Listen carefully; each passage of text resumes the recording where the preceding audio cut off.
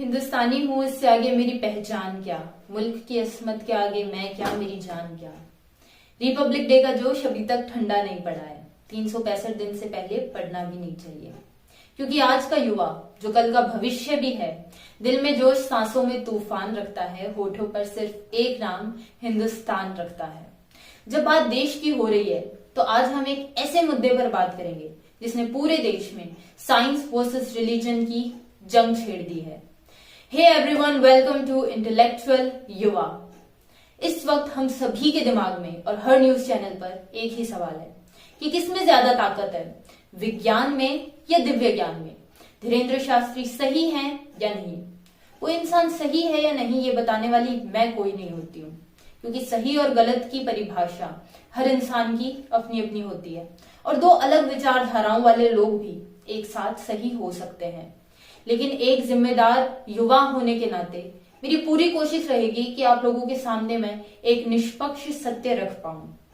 आप लोगों ने इस मुद्दे को अलग अलग तरह से सुना होगा, लेकिन आज हम बात करेंगे विज्ञान और कानून के नजरिए से। तो सबसे पहले देख लेते हैं कि धीरेन्द्र शास्त्री हैं कौन। धीरेन्द्र कृष्ण शास्त्री, जिन्हें बागेश्वर धाम सरकार के नाम से भी जाना जाता है, इनका जन्म 4 जुलाई 1996 को एमपी के छतरपुर जिले के गढ़ा गांव में हुआ था। धीरेन्द्र के दादा ने गांव की मरघट पहाड़ी पर हनुमान जी की मूर्ति स्थापित की, जिसके बाद से उन्हें दादा गुरु कहा जाने लगा। धीरेन्द्र के पिता कथा वाचन के साथ साथ खेती किया करते थे, लेकिन धीरेन्द्र ने अपने दादाजी की तरह रामायण और सत्यनारायण की कथा सुनाना शुरू कर दिया और पूरी तरह से बागेश्वर धाम का रुख कर लिया। अब तक की कहानी में कोई विवाद नहीं था, लेकिन धीरेन्द्र शास्त्री फेमस होने लगे अपने दिव्य दरबार की वजह से। उनके फॉलोवर्स का कहना है कि वे बिना जानकारी के नाम लेकर पुकारते हैं और बिना बताए सारी परेशानी जान जाते हैं। तो सबसे पहले मैं आपको बता दूं कि इस दिव्य दरबार तक पहुंचने का प्रोसीजर क्या है। इसके लिए आपको एक टोकन लेना होता है और वहां पर आपको अपना नाम, नंबर और एड्रेस नोट करवाना होता है। इसके बाद जो लोग इनवाइटेड होते हैं उन्हें एक मैसेज के थ्रू इंफॉर्मेशन दे दी जाती है। ऐसा ही एक दिव्य दरबार, ऐसी ही एक कथा का आयोजन नागपुर में भी करवाया जाता है, जिसके दौरान अंधश्रद्धा उन्मूलन समिति के प्रोफेसर श्याम मानव इन पर जादू टोना अंधश्रद्धा विरोधी बिल 2013 के तहत जांच की मांग कर लेते हैं। तो सबसे पहले देखते हैं ये बिल है क्या। ये बिल बेसिकली महाराष्ट्र के अंदर ही लागू होता है, क्योंकि ये बिल महाराष्ट्रियन गवर्नमेंट ने बनाया है 2013 के अंदर। इस बिल के अंदर टोटल 12 क्लॉज हैं, जिसमें से 3 इस केस से रिलेटेड है, जो मैं आपको बताना चाहूंगी। एक है exorcising ghost from a possessed person, यानी भूत बाधित इंसान से भूत उतारना। सेकेंड है claiming and broadcasting ability to perform miracles, यानी कि ऐसा दावा करना, ऐलान करना और उसका प्रचार और प्रसारण करना कि आप चमत्कार करते हैं। और तीसरा है creating impression that a person has super natural powers, और ये ऐलान करना, ऐसा भ्रम दिखाना कि आपके अंदर दिव्य शक्तियां हैं। इस ऑफेंस को करने के लिए 6 महीने से लेकर 7 साल तक की सजा हो सकती है, 5,000 से 50,000 तक का जुर्माना हो सकता है, और साथ ही साथ ये ऑफेंस नॉन बेलेबल है, यानी कि इस पर आपको बेल भी नहीं मिलेगी। अब धीरेन्द्र शास्त्री पर लगे सभी आरोपों और इल्जामों का पोस्टमार्टम करते हैं। सबसे पहले, क्या धीरेन्द्र शास्त्री ने कभी कहा कि वे चमत्कार करते हैं? नहीं। क्या धीरेन्द्र शास्त्री ने कभी ये कहा कि उनमें दिव्य शक्तियां हैं? नहीं। क्या धीरेन्द्र शास्त्री ने कभी जोर जबरदस्ती से किसी को अपने दिव्य दरबार में बुलाया? नहीं। क्या धीरेन्द्र शास्त्री के उपचार से किसी का नुकसान हुआ?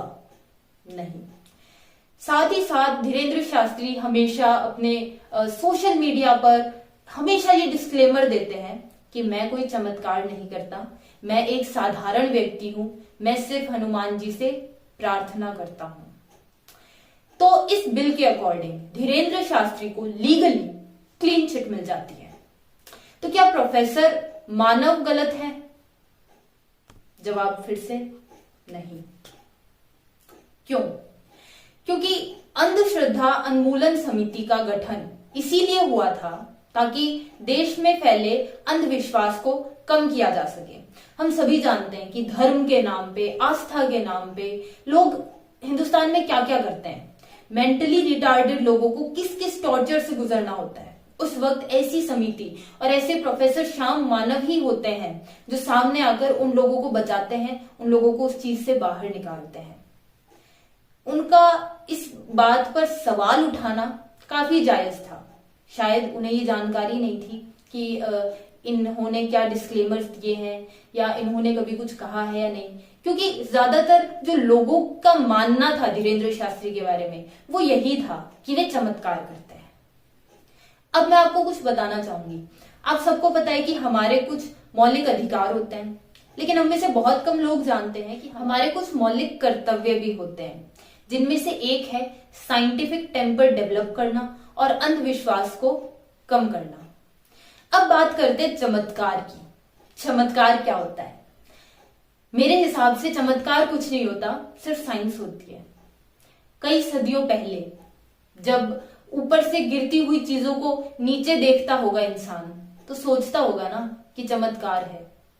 जब भूकंप आता था तब लोग मानते थे कि ये भगवान का प्रकोप है, भगवान का श्राप है, ये चमत्कार है।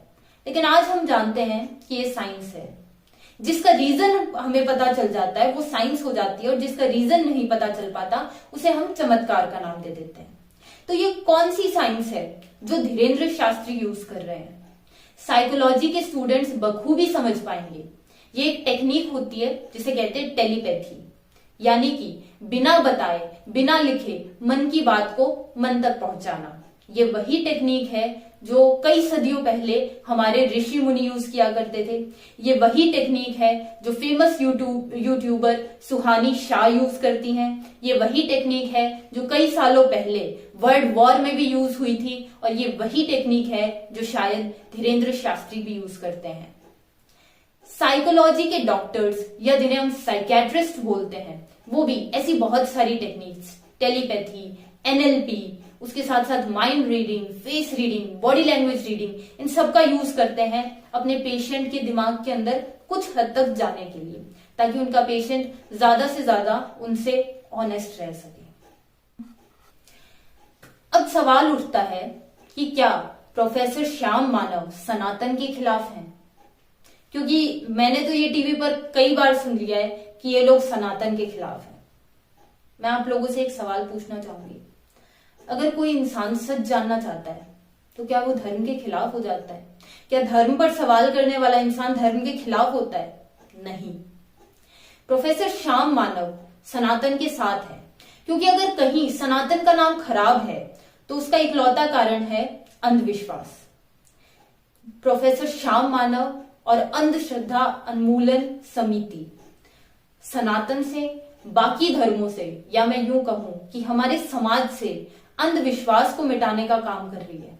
और ऐसी कोई भी संस्था जो हमारे समाज से अंधविश्वास को मिटाए, वो हमारे धर्म को और प्योरीफाई करती है, तो वो सनातन के खिलाफ नहीं, सनातन के साथ है।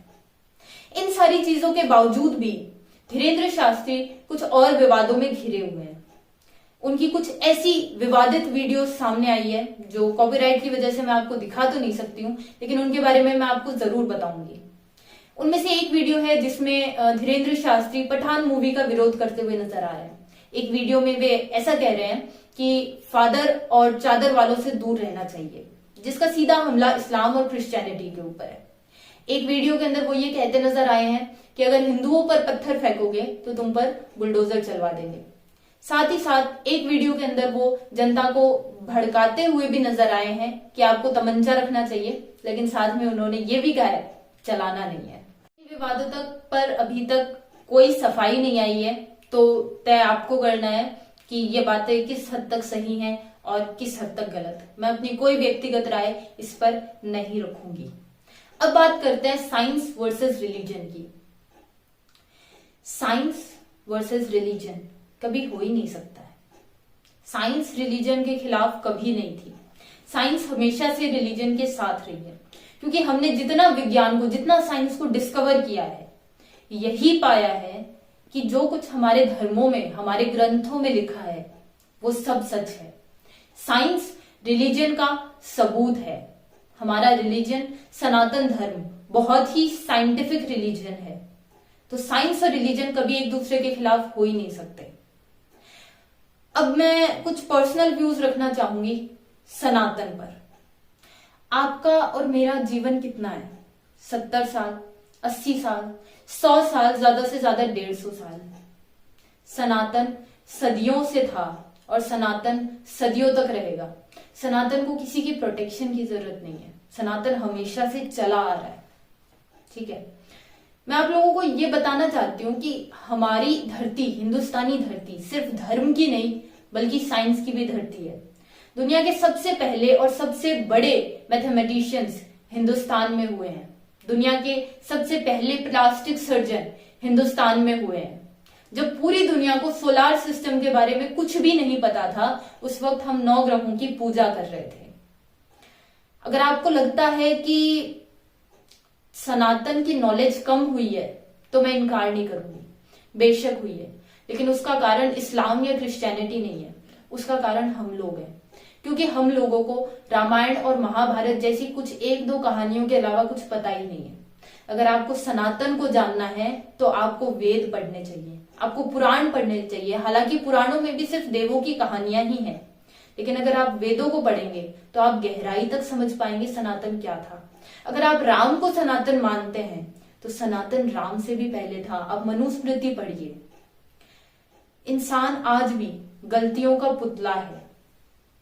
इंसान से आप क्या सीख पाओगे, कहां तक सीख पाओगे? धीरेन्द्र शास्त्री या कोई भी इंसान सनातन हो ही नहीं सकता, क्योंकि सनातन के मायने उससे कई गुना बड़े हैं। आपकी और मेरी जिंदगी से कई गुना बड़े हैं। बहुत पीढ़ियां गुजर गई हैं जिन्होंने सनातन देखा है। अगर आप धर्मों को डेप्थ में पढ़ेंगे, सच्चाई से पढ़ेंगे, तो आप जानेंगे कि वो पुष्पक विमान जिसमें रावण जाता था वो चमत्कार नहीं था, वो एक सोचा समझा इंजीनियर्ड प्लेन था जिसमें वो मरकरी को यूज करता था। मरकरी एक मेटल होता है जो कि लिक्विड स्टेट में मिलता है और जिसका टेम्परेचर हाई करने पर वो गैसियस फॉर्म में कन्वर्ट नहीं होता, वो हल्का हो जाता है, जिसकी वजह से वो प्लेन उड़ पाता था। हमारा धर्म एक बहुत बड़ा साइंस है, हमें ये समझना होगा और हमारी ये कोशिश होनी चाहिए कि हमें सीखना है तो हम राम के जीवन से सीखें, शबरी के झूठे बेर खाना सीखें, जातिवाद को मिटाना सीखें, हर धर्म की, हर प्रकार की मानसिकता की इज्जत करना सीखें। मैंने आप लोगों से वादा किया था कि मैं अपनी व्यक्तिगत राय नहीं रखूंगी, एक निष्पक्ष बात आपके सामने रखूंगी। धीरेन्द्र शास्त्री सही हैं या गलत, इस पर मैंने अपनी पर्सनल राय बिल्कुल नहीं रखी है। जय हिंद।